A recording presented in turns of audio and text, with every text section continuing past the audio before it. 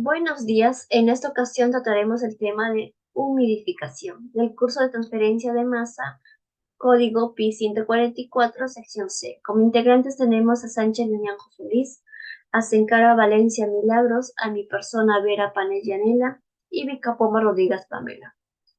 Docente a cargo el doctor Ortiz Guzmán Rommel, en Periódico Académico 2023-2. Como ajena, se tratará 7 puntos. El primero es terminología y definiciones. El segundo, temperatura de saturación adiabática. Como tercero, temperatura de bulbo húmedo. Como cuarto, la carta psicométrica y su uso. En el quinto, las torres de enfriamiento donde se ve la construcción y operación. Como sexto punto, los cálculos del diseño de una torre de enfriamiento. Y por último, información adicional de una torre de enfriamiento. Iniciamos con el primer punto, que es terminología y definiciones. Parte de la problemática hoy existente, que es el uso excesivo del agua en los procesos industriales. El agua de refrigeración consta de dos tipos, agua cruda y agua tratada. El agua cruda es extraído directamente de fuentes naturales, que pueden ser a través de bombas o extraídos de pozos entubados profundamente. Las fuentes naturales lo podemos encontrar en ríos o como lagos. Esta agua cruda tiene un precio mínimo a diferencia del agua tratada, que es obtenida de una planta depuradora.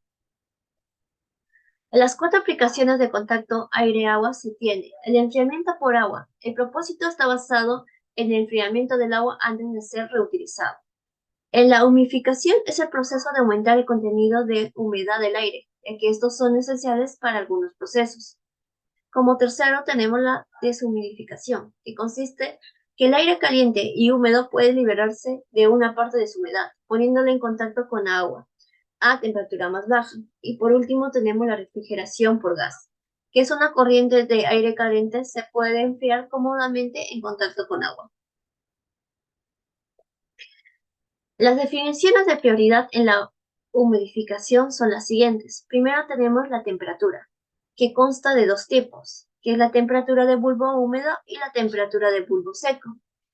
En la temperatura de bulbo húmedo es la temperatura alcanzada por una pequeña cantidad de agua, que se evapora de manera tal que el calor sensible transferido del aire al líquido es igual al calor latente requerido para la evaporación.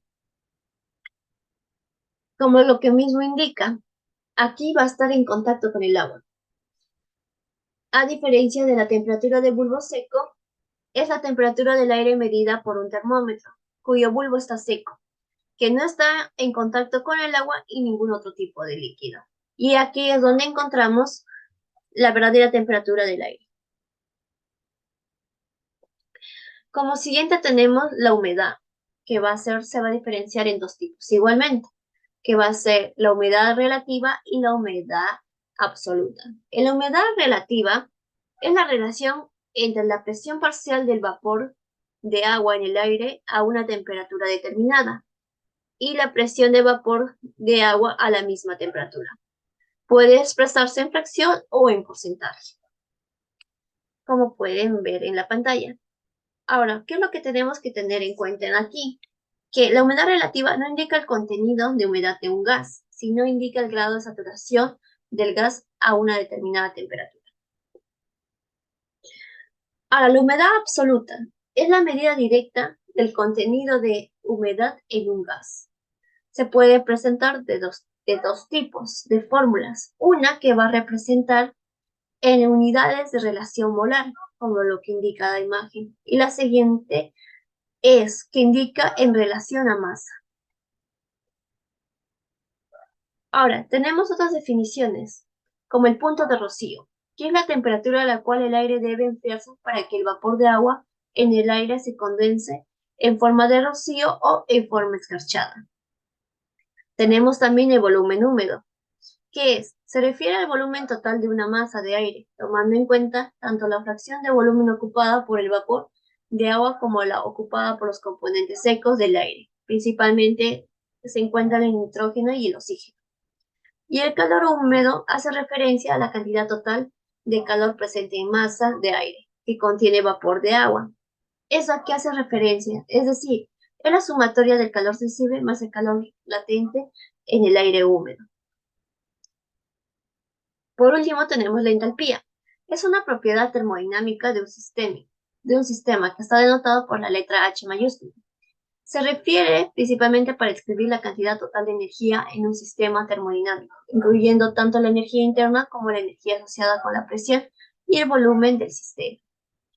Aquí presentamos que la entalpía de una muestra de aire es H', que significa que la del aire seco, que está representado entre la entalpía, va a ser igual a la sumatoria del calor latente con el calor sensible.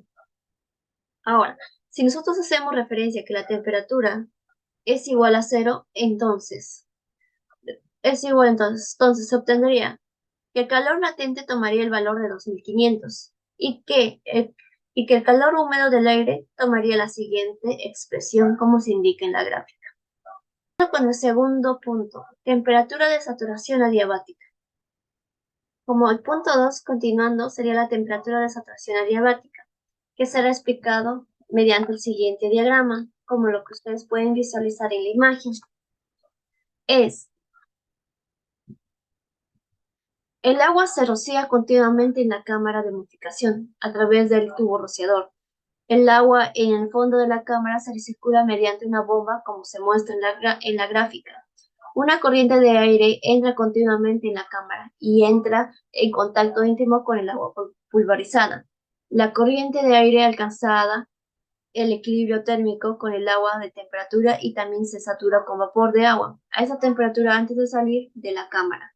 Se puede alimentar continuamente con una pequeña cantidad de agua a la temperatura T para compensar la pérdida de agua por vaporización.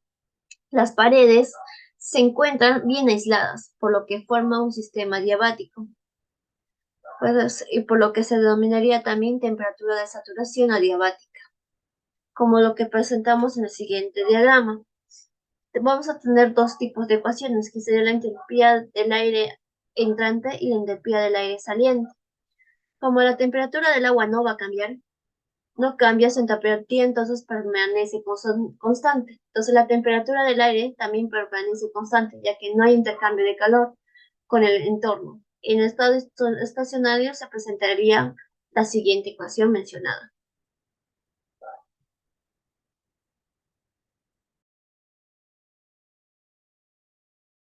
Buenos días, profesor. Yo soy la alumna Milagros Encara Valencia y continuando con la exposición hablaremos sobre la temperatura del bulbo húmedo. Bien, la temperatura del bulbo húmedo es un tipo de medición de temperatura de un sistema que consiste en la evaporación del agua.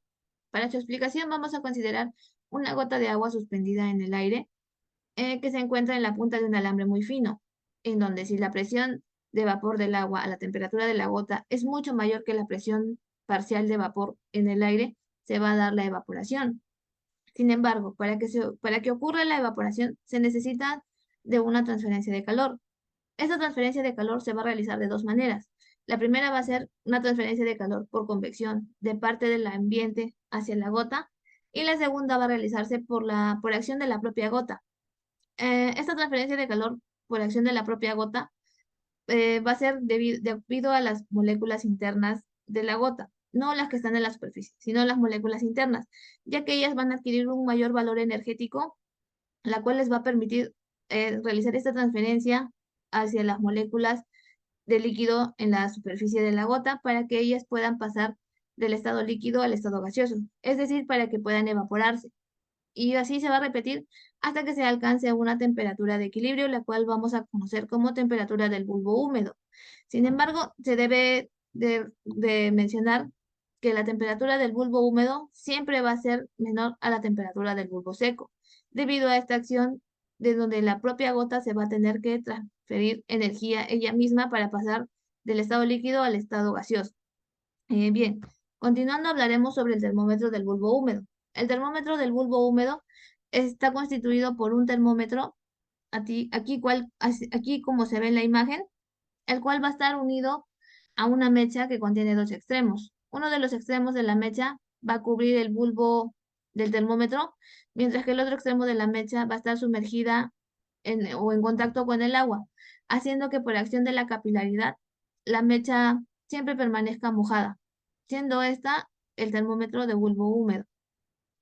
Y finalmente encontraremos un esquema entre la mecha húmeda y la película de aire, en donde se evidencia que gracias a una transferencia de calor por convección de parte de la película del aire hacia la mecha húmeda, se va a producir una transferencia de masa, es decir, que va a pasar del estado líquido al estado gaseoso. Se va a producir la evaporación, tal como se mencionó anteriormente.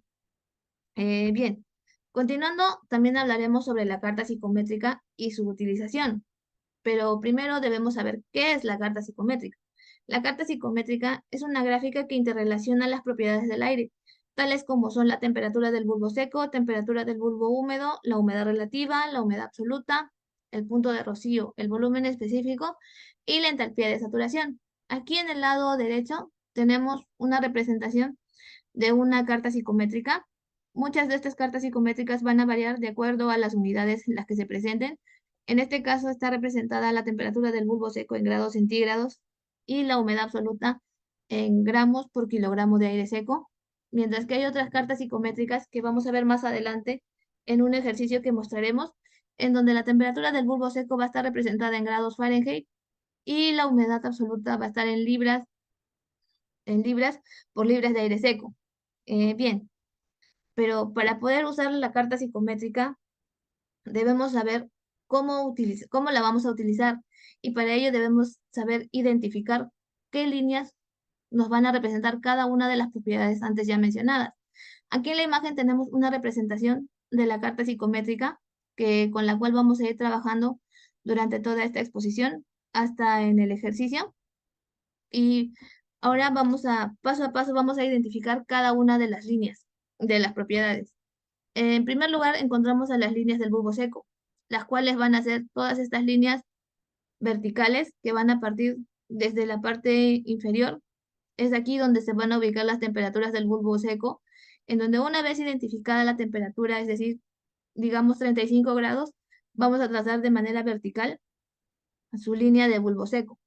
Seguidamente, encontramos a las líneas del bulbo húmedo, que son estas líneas inclinadas que van a tener que cruzar la curva de humedad relativa 100%, que ya vamos a verla en las siguientes imágenes. Aquí encontramos a las curvas de la humedad relativa, las cuales son estas líneas representadas, bueno, en formas de curvas, las cuales van a ser identificadas por el porcentaje que cada una de ellas nos representa. Aquí empezamos desde el 10%, va subiendo el 20, el 30, 40, hasta que llegamos a la línea de humedad relativa del 100%, que es el límite de esta carta psicométrica. Luego encontramos a las líneas del punto de rocío, las cuales son estas líneas horizontales que también van a cruzar la curva de humedad relativa. Seguidamente encontramos a la línea de entalpía de saturación, que son estas líneas inclinadas también, que ellas sí cruzan la curva de humedad relativa de 100%, no terminan en ella, sino cruzan.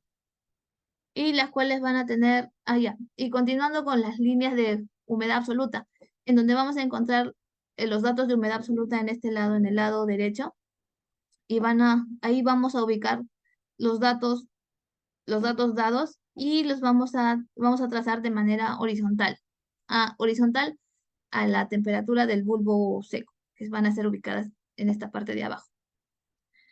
Luego tenemos las curvas, las líneas del volumen específico, que son estas líneas inclinadas también. Sin embargo, estos valores no van a venir dados aquí en los extremos, ya que en este extremo vienen los valores de la humedad absoluta y aquí los valores del bulbo seco, sino que en la carta psicométrica vamos a encontrar estos valores sobre las líneas, solamente que aquí se pone a un lado para que nosotros podamos identificarlos, nada más. No es que vayan a estar ubicados en la carta psicométrica en esta posición, sino van a estar sobre las líneas. Y finalmente vamos a realizar un ejercicio sobre cómo utilizar la carta psicométrica. En este caso nos dice que se tiene una muestra de aire húmedo que tiene una temperatura de bulbo seco de 27 grados centígrados y una humedad de 0.015 libras de agua sobre libras de aire seco. Y nos dice que utilizando la carta psicométrica determinemos las propiedades de la temperatura del bulbo húmedo, el punto de rocío y la humedad relativa.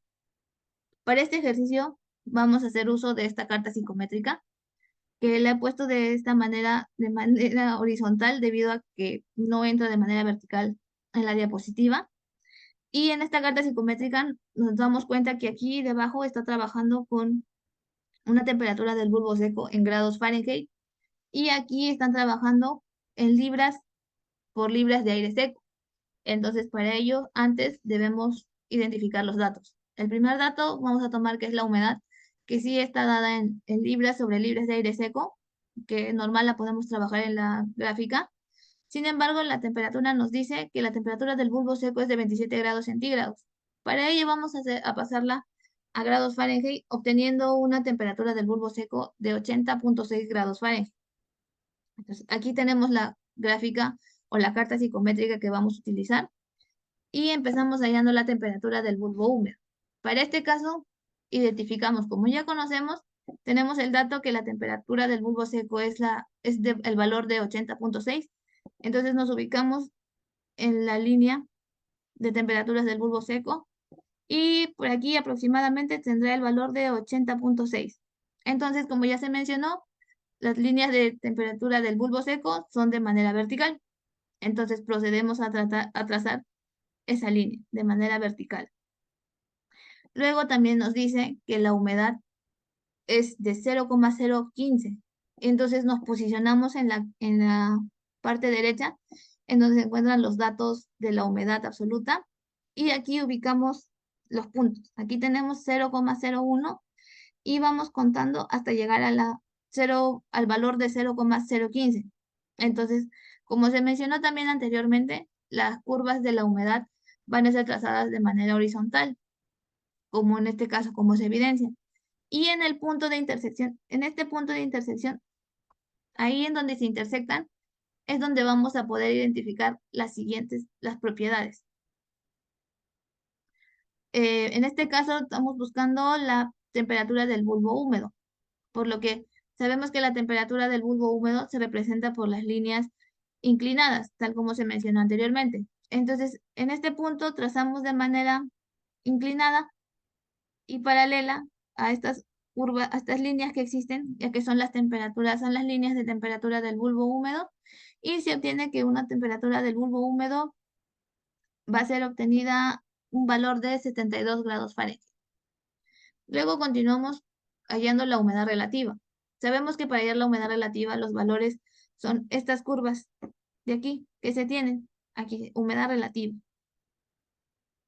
Y en este caso igual, se procede a trazar la línea vertical de la temperatura del bulbo seco y la línea horizontal del valor de la humedad absoluta.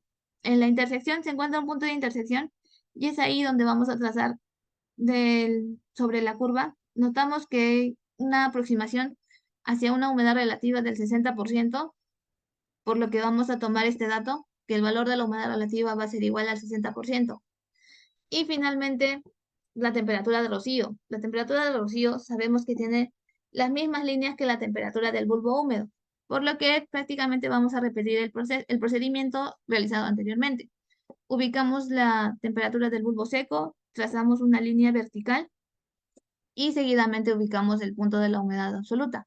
Trazamos una línea horizontal hacia la izquierda y en el punto de intersección de manera paralela sobre las líneas diagonales, tenemos que el punto de rocío también es el valor de 32 grados Fahrenheit. Como hemos podido evidenciar, eh, notamos que a partir de dos datos brindados para usar esta carta psicométrica, podemos obtener cualquiera de los valores de las otras propiedades, de las otras 5 propiedades del aire. Por lo que hacer uso de la carta psicométrica nos va a servir de mucha ayuda y nos va a facilitar en distintos procedimientos. Nos va a ahorrar procedimientos largos. Bueno, eso sería todo por mi parte. Y ahora le doy paso a mi compañero con el tema de torres de enfriamiento, construcción y operación. Gracias.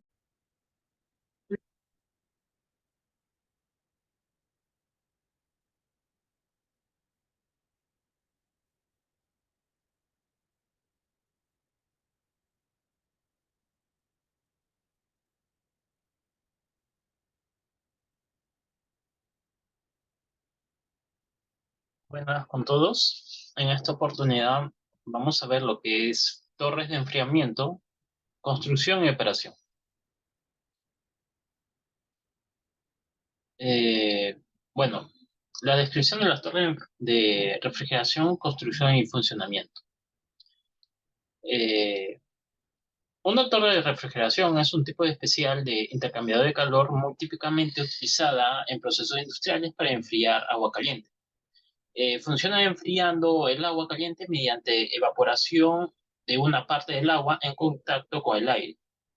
La eficiencia de una torre de enfriamiento depende de la calidad del contacto que hay entre el aire y el agua. Cuanto mejor sea el contacto, más eficiente será el proceso de enfriamiento. Esto se logrará al maximizar el área de contacto y el coeficiente de transferencia de masa del vapor de agua.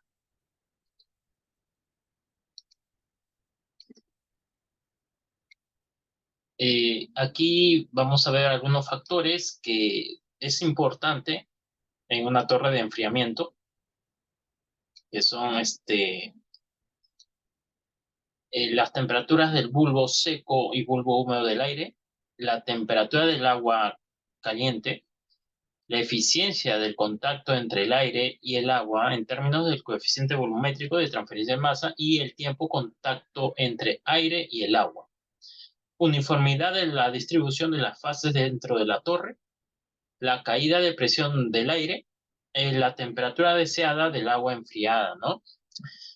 Bueno, la torre se riega por la parte superior mediante toberas. El embalaje típico de una torre ofrece una gran superficie y tiempo de contacto entre aire y agua. El aire puede entrar en la torre impulsado por una gradiente de densidad, ¿no? Un tiro natural.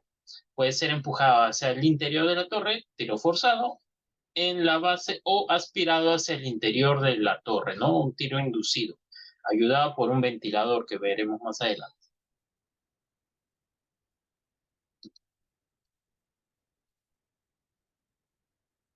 Bueno, vamos a ver las clasificaciones que se dan, ¿no? En las torres de enfriamiento. En las torres de enfriamiento se dividen en dos, ¿no? Clasificación basada en el tiro de aire y clasificación basada en el patrón de flujo de aire. En lo que es este tiro de aire, está dada por el atmosférico, tiro natural, el tiro mecánico, que a su vez está dada por el tiro forzado y el tiro inducido. La otra clasificación está dada por el flujo cruzado y el contraflujo.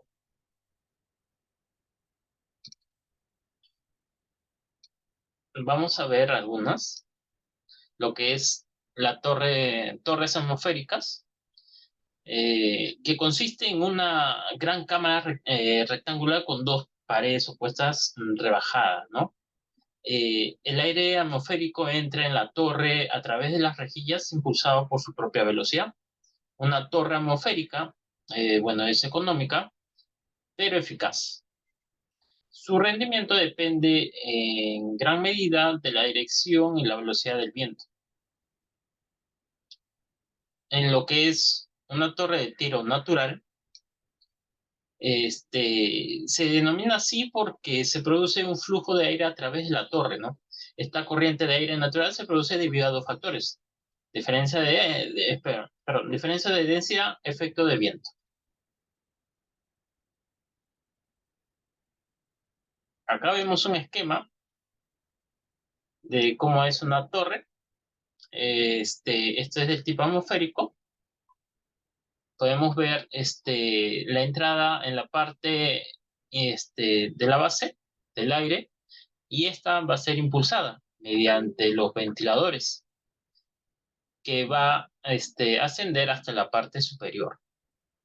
Esta torre está recubierto de un concreto, hormigón, que también se le dice la cáscara. Lo vamos a ver más adelante también, lo vamos a describir. Y acá se hace un rocío de agua, ¿no? Un spray, ¿no? Como gotitas de lluvia, lo cual hace que, bueno, estas vayan a entrar en contacto con el aire. y bueno, se produzca el enfriamiento, ¿no?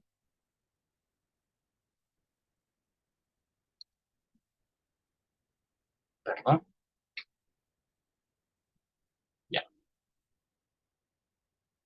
Eh, Ahora vamos a ver lo que son torres de tiro mecánicas.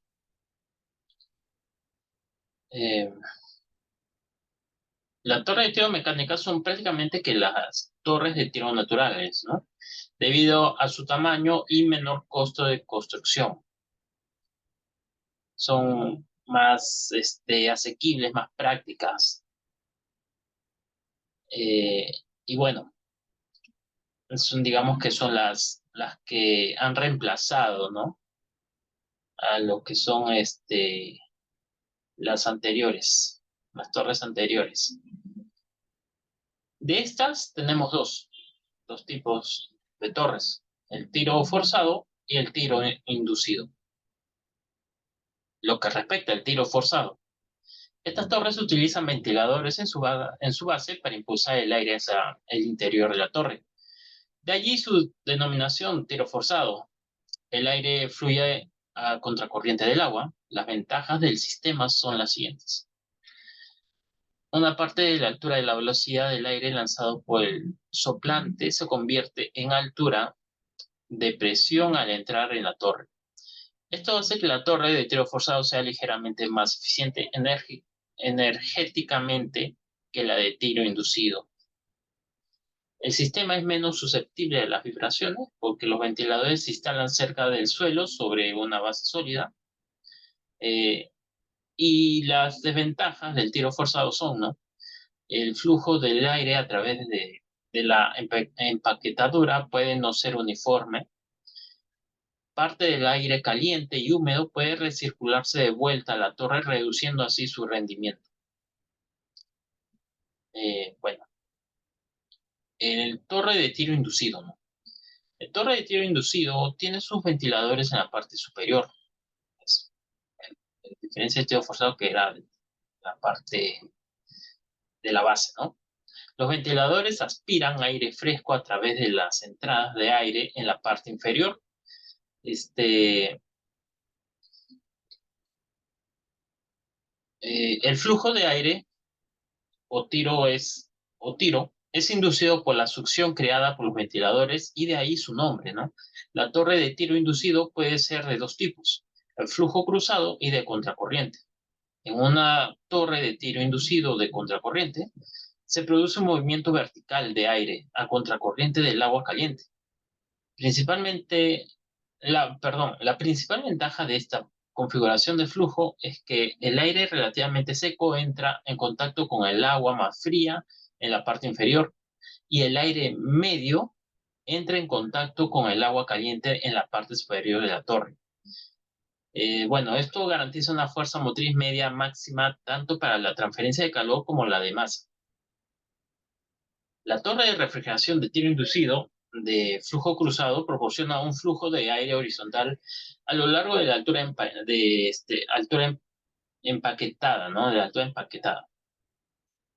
El flujo de aire es transversal al flujo descendente del agua a lo largo de las paredes de la torre. Hay rejillas que permiten el paso del aire.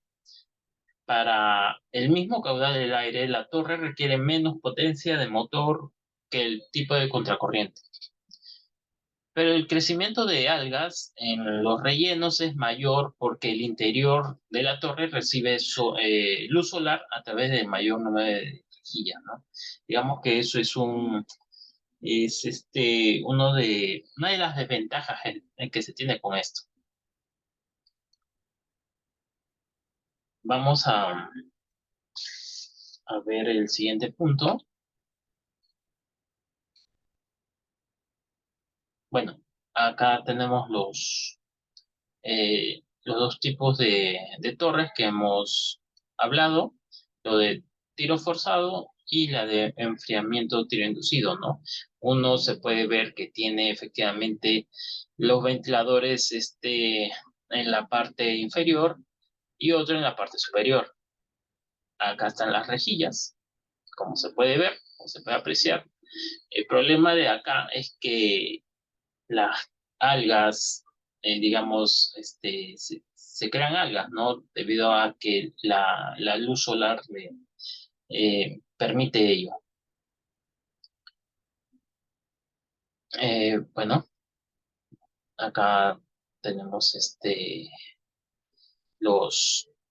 la introducción del aire, la salida del agua fría, acá de la misma manera. Se diferencian en muy poco, solamente en lo que es los ventiladores, la succión. Y bueno,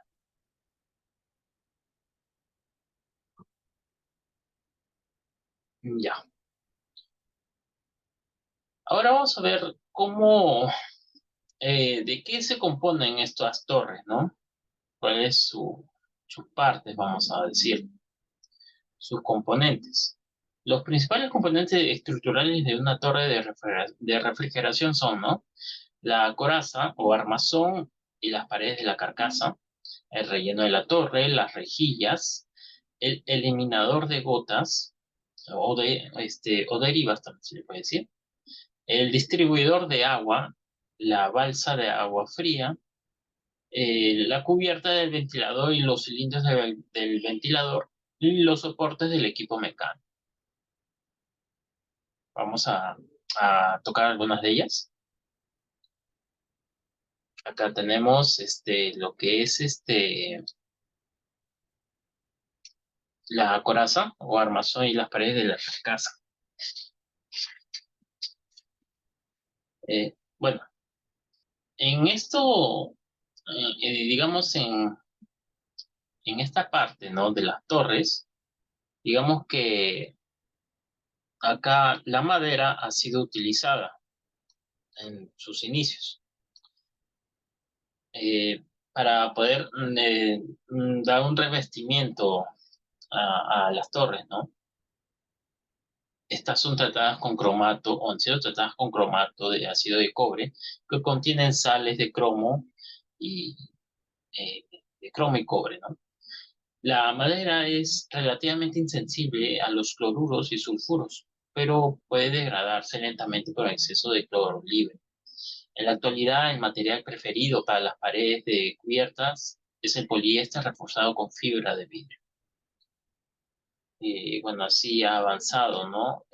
Lo que lo compone ahora actualmente las torres, en lo que es su material de construcción. El relleno de la torre. El relleno de la torre es el componente más importante de una torre de enfriamiento. Un buen relleno debe promover una elevada superficie de contacto y tiempo de contacto entre el aire y el agua, imponiendo al mismo tiempo poca resistencia y caída de presión al flujo del aire. Los rellenos hay de dos tipos, salpicadura y película. Los de salpicadura son tradicionales, consisten en filas escalonadas de barras de salpicadura. Se utilizan tanto en torres de flujo cruzado como en contracorriente. No son propensos a atascarse, crean solo una pequeña caída de presión de aire y permiten una limpieza fácil. Lo que es el relleno de película consiste en láminas onduladas verticales con una separación de 18 a 25 milímetros. El PVC es el material más utilizado porque es inerte y puede moldearse fácilmente para darle la forma deseada, ¿no? Se utilizan en torres de contracorriente y proporciona una mayor capacidad de refrigeración para el mismo volumen de torre.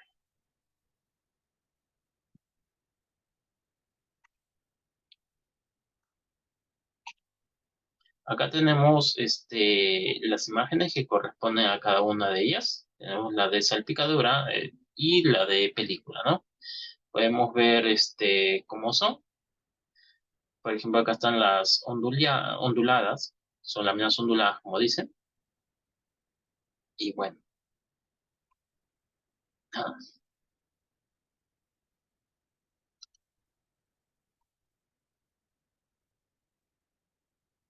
aquí hablaremos respecto a los ventiladores. Los ventiladores de las torres de refrigeración suelen suministrar grandes volúmenes de aire de forma eficiente. El diámetro de los ventiladores oscila entre menos de 1 metro a 10 metros. Los ventiladores de mayor tamaño están equipados con palas de paso ajustable, ¿no? Para regular el caudal del aire en función de las necesidades, con el fin de minimizar el derroche de energía eléctrica si se produce un cambio de carga de refrigeración, ¿no? Esto de la energía eléctrica es importante. Suele ser, mucha demanda en estas torres, por eso, en pos de la eficiencia, se debe, controlar ello, ¿no? Distribución del agua. El agua entra por un colector principal y se suministra a los compartimientos o celdas individuales de una torre de tiro mecánico. En las torres de contraflujo es habitual utilizar una distribución de pulverización. Una torre de flujo cruzado utiliza una cubierta de distribución abierta.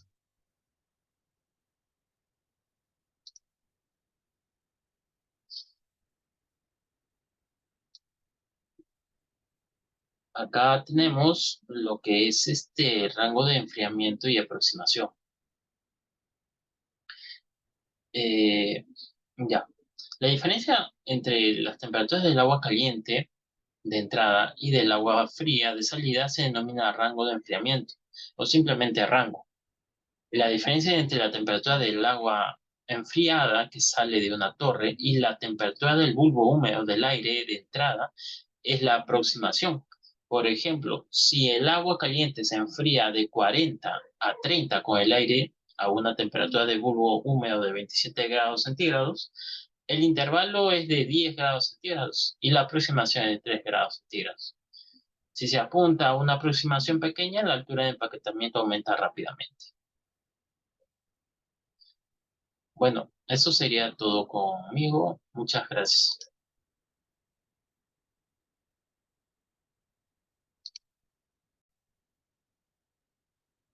Buenas tardes, profesor. Continuando con la sesión de mi compañera, me tocará hablar sobre el punto 6 de la agenda, que es cálculos de diseño de una torre de enfriamiento. Algunas aplicaciones es el enfriamiento evaporativo de agua caliente del circuito de agua de refrigeración en una planta, enfriamiento de un gas caliente por contacto directo con agua fría y deshumidificación de un gas tibio y húmedo en contacto con agua fría. Dimensionamiento de una torre de enfriamiento.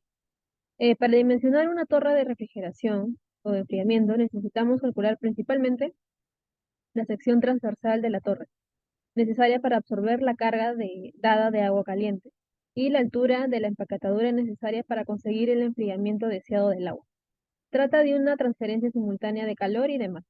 Hay que escribir las ecuaciones de equilibrio de masa y de entalpía para las corrientes de aire y de agua en una sección delgada de la torre e integrar esas ecuaciones para calcular la altura necesaria de empaquetamiento. Ahora, el siguiente análisis se basa en algunos supuestos. El primero es que el índice de vaporización del agua es mucho menor que el índice de entrada del agua en la torre. Normalmente se produce una pérdida aproximadamente del 1% del agua de alimentación debido a la vaporización, por lo que el índice de flujo de agua dentro de la torre permanece esencialmente constante. Y también que se produce un enfriamiento adiabático del agua en la torre, por lo que no hay ganancia ni pérdida de calor en la pared de la torre. Ahora, en la figura 6.1 vemos el balance de masa y entalpía de una torre de enfriamiento. Podemos ver acá la entrada de agua, la temperatura y la entalpía, y también del gas. Eh, Primero podemos ver que L es el caudal constante del agua y G el caudal del aire. La diferencia de balance de entrada sobre una delgada porción de lecho, dada por la ecuación 6.11, y el balance entálpico sobre la envoltura 1, que es la más pequeña. Acá se va a dar se va a igualar estas ecuaciones. Y el balance entálpico a lo largo de toda la torre, para la envoltura 2, se obtiene en la ecuación 6.1.3. La tasa de transferencia de vapor del agua al aire en el volumen diferencial está dado por la ecuación 6.1.4, donde el K sub y es el coeficiente de transferencia de masa de vapor de agua, el A es el área interfacial específica del contacto aire-agua, y este Y es en la humedad del aire en la interfase aire-líquido.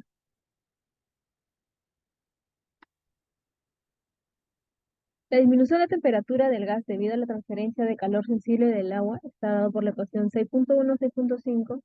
Y bueno, tomando una forma diferencial de la ecuación de la entalpía, multiplicándolo por el G, que es la alimentación del gas, y utilizando las ecuaciones 6.14 y 6.14 y 6.15, que están descritas anteriormente, se puede encontrar la altura del empaquetamiento de la torre de enfriamiento.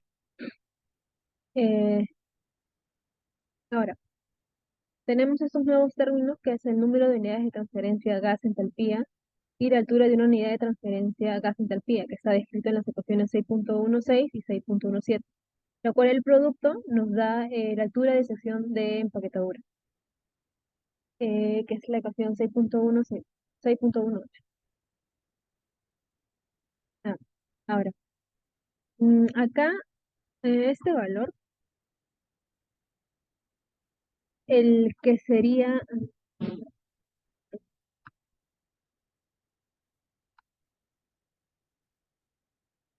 este valor de aquí, este producto, que es el coeficiente de transferencia volumétrica de masa o entalpía, debe conocerse o tiene que estimarse a partir de una correlación adecuada. A ver, mm, ya, seguimos con el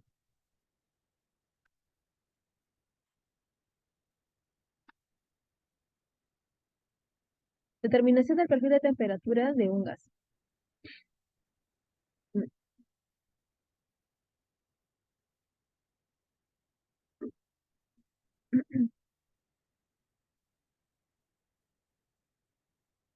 La mayoría de los casos, la temperatura del agua caliente de alimentación a una torre de enfriamiento es muy superior a la temperatura ambiente.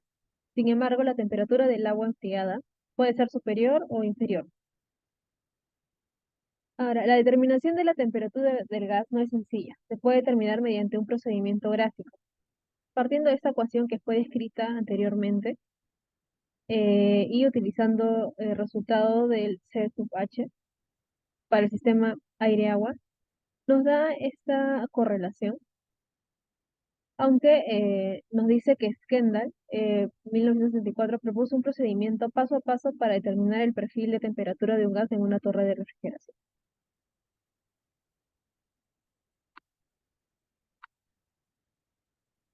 Ahora vamos al punto 6.3 de la 6.3, que es la deshumidificación y enfriamiento de un gas húmedo caliente. La deshumidificación y el enfriamiento de una corriente de gas caliente y húmeda puede realizarse convenientemente por contacto directo con agua fría en una torre empaquetada. Se trata de una técnica de gran utilidad en la práctica de muchas aplicaciones. Consideremos el caso del secado de un sólido húmedo propenso a la oxidación por el aire. El secado puede hacerse en contacto con un gas inerte como es el nitrógeno. Este nitrógeno tiene valor y no puede desecharse después de su uso. Se recicla. Por ello es necesario deshumidificar el gas caliente y húmedo del secado. De lo contrario, no se puede volver a utilizar. Y eso se puede hacer en contacto directo con agua fría en una torre. El gas deshumidificado se calienta de nuevo y se recicla el secador. Hay muchos usos eh, del aire de humedad controlada, típicamente en la industria farmacéutica y en el almacenamiento de materiales higroscópicos, como sería la urea, fertilizantes como la urea y el nitrato de amonio, entre otros.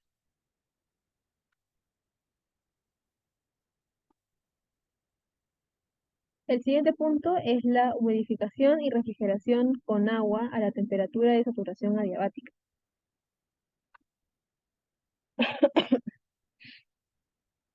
En algunas aplicaciones puede ser necesario enfriar un gas caliente que tenga una cantidad bastante pequeña de humedad. Esto puede hacerse en un intercambiador de calor convencional por contacto indirecto con un fluido refrigerante. Por ejemplo, el agua de refrigeración, si no se desea un aumento de humedad, el enfriamiento puede hacerse convenientemente por contacto directo con el agua fría. El gas se enfría, pero simultáneamente se humidifica. Mm, el cálculo de diseño debe basarse en la fuerza impulsora de temperatura o en la fuerza impulsora de humedad. para lo cual si utilizamos la fuerza impulsora de humedad como base de cálculo, nos da es la ecuación 6.4.1. Y bueno, esta ecuación ya es conocida, que es la altura de la torre de empaquetamiento, que la vimos anteriormente.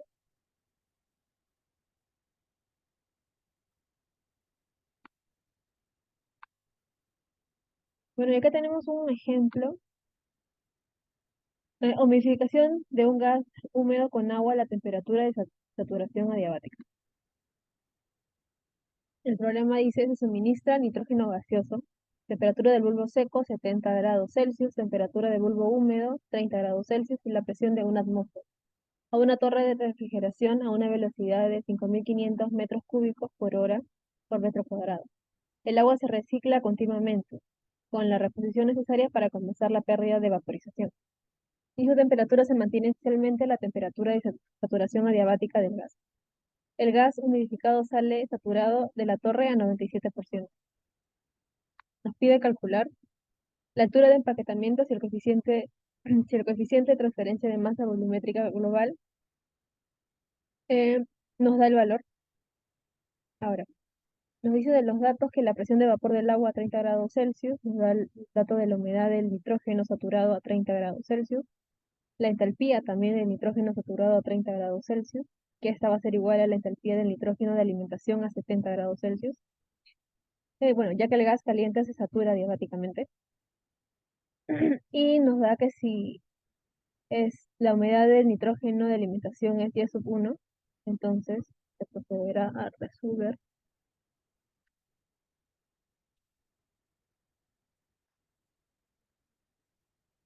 Acá también entra esta constante que es el calor humedecido del nitrógeno. Y bueno, se calcula de esta manera. Se calcula la humedad del nitrógeno de alimentación. Y también nos dice que el nitrógeno sale de la torre a un 97% saturado, por lo que se calcula también. Y de la ecuación 6.4.3 podemos hallar la altura de la torre de enfriamiento.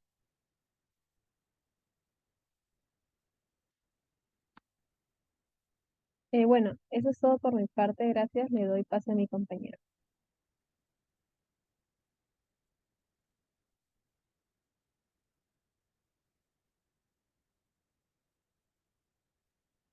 Con la exposición tenemos ahora el último punto, que son torres de enfriamiento, que es una información adicional. El primer punto tenemos la purga. ¿A qué hace mención la purga? Que en el rango del 1 a 2% del agua que circula en la torre se evapora en el proceso de enfriamiento, lo que provoca la acumulación total de sólidos disueltos en el agua. La TDS debe mantener en límites bajos para evitar la contaminación. La purga es quien desecha una parte del agua circulante y se debe añadir agua para compensar estas pérdidas. Y como segundo tenemos el problema de la legionelosis, que es un tipo de bacteria, que dice, el ambiente que propicia la torre de enfriamiento favorece el crecimiento de este tipo de bacteria. Esta bacteria se ha estudiado que provoca enfermedades respiratorias y por ende, para evitar esta propagación, se debe realizar revisiones periódicamente en la torre y también debe evitarse formar bolsas de agua estancada. Y eso sería todo, la exposición de hoy. Gracias.